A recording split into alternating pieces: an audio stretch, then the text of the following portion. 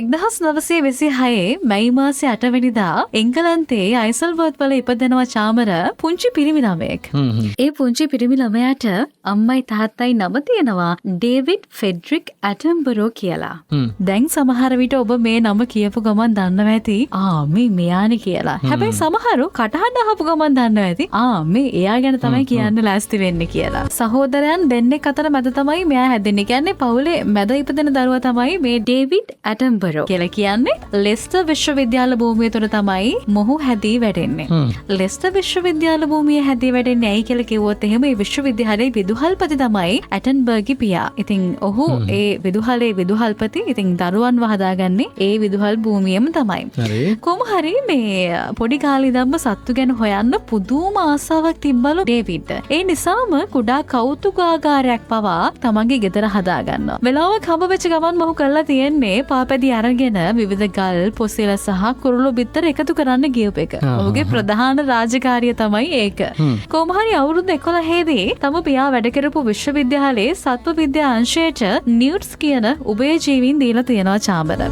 ඒ කියන්නේ අර නිකන් මේගොල්ලෝ ගෙම්බු වගේ ඉන්නේ. හරි අමුතු ජීවි කොටාසයක් මේගොල්ලෝ දීලා තියෙනවා විශ්වවිද්‍යාලයේ සත්ව විද්‍යා අංශයට. හැබැයි චාමර මේක දීලා තියෙන්නේ නිකන් නන් නෙමෙයි. මේක දීලා තියෙන්නේ පැන්ස 3කට. කොහොම හරි අන්තිමේදී අනාවරණය වෙලා තියෙනවා මෙයා මේ පැන්ස 3කට විකුණපු මේ උභයජීවියා හොයාගෙන තියෙන්නේ මේ විශ්වවිද්‍යාල භූමියේ තිබුණු පොකුණකින්ම තමයි කියලා.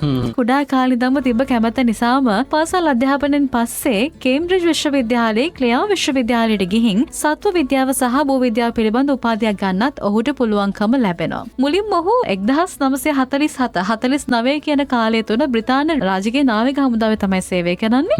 ඊට පස්සේ ඔහුට සිද්ධ වෙනවා මේ ළමා පොත් ප්‍රකාශක ආයතනයක වැඩ කරන්න. එතන වැඩ කරගෙන ඉන්නකොට ඔහුට තේරෙනවා ඔහුගේ ගමන තියෙන්නේ මෙතන නෙමෙයි කියලා. ඊට පස්සේ ඔහු එතනින් ඉවත් වෙනවා. ඉවත් වෙලා 1950 දී ඔහු BBC ගුවන් විදුලියට අයදුම් කරනවා මටත් නිෂ්පාදකවරයෙක් හෝ නිවේදකයෙක් විදිහට වැඩ කරන්න කැමතියි කියලා. හැබැයි ඒ අයදුම් පත ප්‍රතික්ෂේප කරනවා.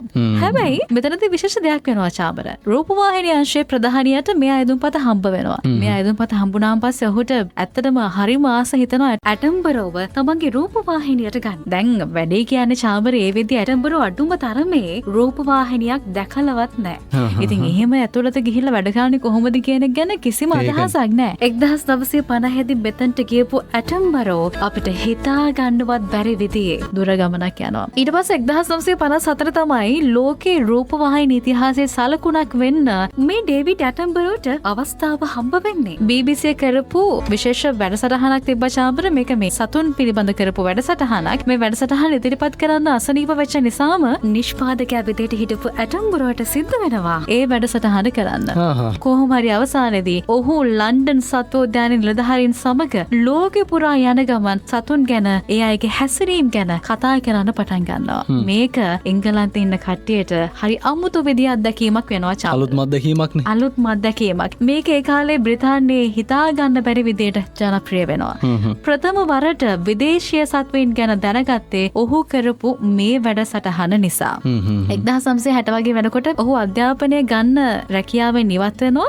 නමුත් චාමර ඔහු ඉගෙන ගන්න යන්නේ තවත් සත්තු ගැන සහ විවිධ සංස්කෘතීන් ගැන වගේම විවිධ මිනිස්සු ගැන. හැබැයි ඔහු ආපහු පටන් ගන්න ඔහුගේ වැඩේ. ඔහු වැඩේ පටන් අරන් ආපහු ලෝකෙ වටේ යන්න පටන් ගන්නවා. Life on Earth හරහා තවත් ජනප්‍රිය භාවයට පත් වෙන්න පටන් ගන්නවා. කවුද කියලා නොදන්න උනාට ඒ හඬ මිනිසුන්ගේ ජීවිතවල මතකයක් වෙලා තියෙන අනිවාර්යයෙන්ම ලෝකේ පුරා නේද? ඔව්. විශේෂයෙන්ම දැන් ඔහු කියනවා ඔහුගේ විශේෂ අවස්ථාවල රුවන්ඩාවේ කදුකර ගෝරිල්ලන් සමග ගත කරපු දර්ශනය තමයිලෝ ඔහුගේ ජීවිතේ වැඩිම ඔහු වාස කරන දවස කියලා කියන්නේ. මොකද ඔහු තරුණ ගෝරිල්ලන් සමග සෙල්ලම් කරනවා චාමර. මේක තමයි මේ සාමාන්‍යයෙන් වනජීවි ඉතිහාසයේ වඩාත්ම සංවේදී සහ ආකර්ෂණීය දර්ශනයක් විදියට හැමෝම පිළිගන්න. සෝබාදහම වෙනුවෙන් ඔහු කරපු මේ ලස්සන වැඩේට දෙවන එලිසබෙත් රජන විසින් නයිට් පදවියක් පවා දෙනවා චාමර. තමන්ගේ වයස ගැන නොහිතා පෘථිවියේ අන්ත දෙකටම ගිහින් The Living Planet ඒ වගේම Life in the Freezer වැනි වැඩසටහන් පවා ඔහු කරනවා.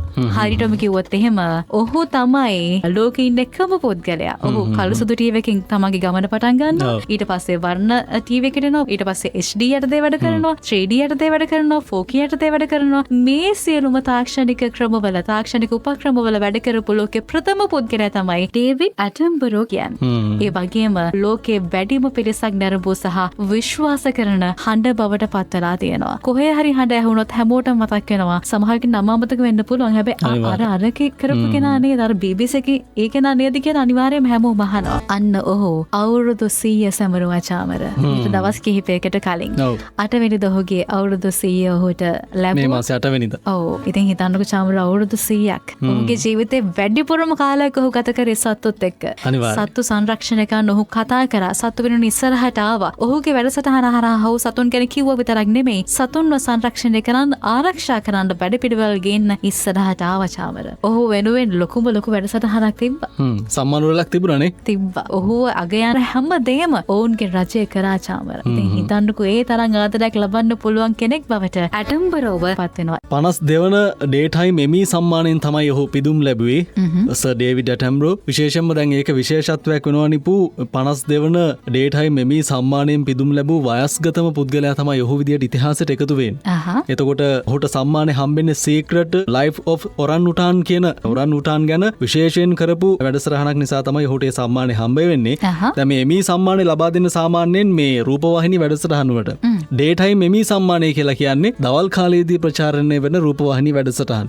ඒ නිසා අය වාර්තාවක් බවට ඉතිහාසයටත් එකතු වෙනවා. දැන් දශක 7ක වගේ කාලයක් ඔහු තමන්ගේ රුවින් හඩින් තමන්ගේ වෙහෙස දායකත්වය ලබා දුන්නා. ජීව විද්‍යාඥයෙක් ඒ වගේම ස්වභාවික ඉතිහාසඥයෙක් විතරක් නෙවෙයි ලේඛකයෙක් විදිහටත් ඉතින් ඔහු ලෝකේ අභිමානවත් විතින් තමන්ගේ නම ලියවලා තියෙනවා. ඉතින් අපි අතරේ අපි ඉතින් ඔබට සුබ ජන්මදිනයක් වගේම ඉතින් ඔබ අත්‍තරම ශ්‍රීමත් පුද්ගලයෙක්. thank you sir. ඉතින් අපි වෙනුවෙන් කරපු ගොඩක් දේවල් වලට නේද? සත්තු වෙනුවෙන් කරපු පරිසරය වෙනුවෙන් කරපු හැම දෙයකම මම හිතන්නේ ඔහු කරා හොඳම දේ ඒ විදිහටම ඔහුට ප්‍රතිචාරات තමන්ගේ රට ලබා දෙනවා. තමන්ගේ රටේ නම තමයි ඔහු නියෝජනය කරේ. ඔහු නියෝජනය කරන ගමන් තමන්ගේ රටට ලබා දීපු ගෞරවයට ඔහුටත් ගෞරවය පුද කරන්න කවදාවත් අමතක කරේ නැහැ චාමර බ්‍රිතාන්‍යයන්.